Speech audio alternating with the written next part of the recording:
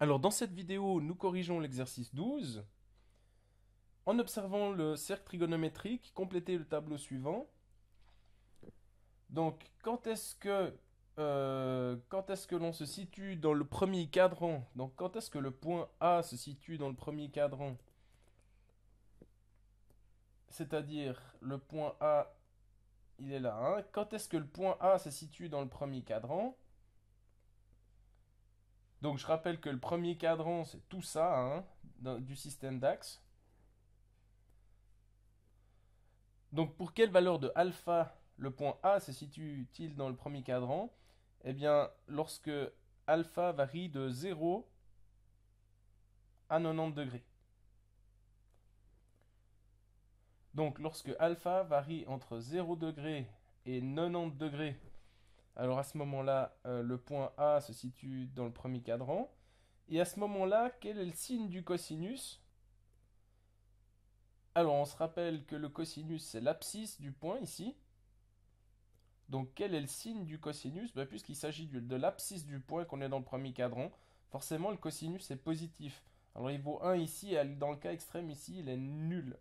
D'accord? Mais 0, c'est aussi quelque chose de positif. Donc le cosinus est positif.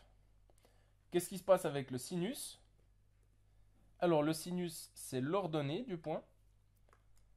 Donc, lorsque le point A est dans le premier cadran, qu'est-ce qui se passe avec le sinus? Eh bien forcément, il est également positif puisqu'il s'agit de l'ordonnée du point. Donc on va aussi pouvoir mettre un petit plus ici. Alors, qu'est-ce qui se passe dans le deuxième cadran? Donc le deuxième cadran, c'est ceci, hein. Donc lorsque le point A est dans le deuxième cadran, on remarque que le sinus est positif parce qu'il s'agit de l'ordonnée et que l'ordonnée reste positive puisqu'on est au-dessus de l'axe des x.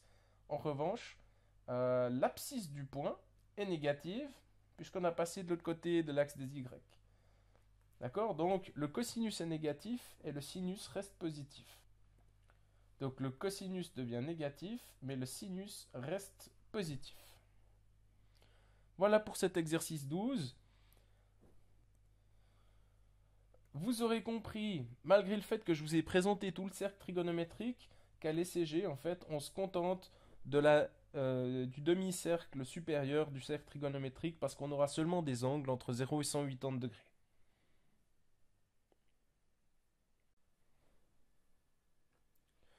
Je me rends compte que nous avons oublié de compléter les valeurs ici, hein. Donc, quand est-ce qu'on se situe dans le deuxième cadre? Eh bien, évidemment, quand alpha varie de 90 à 180 degrés. Donc, entre 90 degrés et 180 degrés.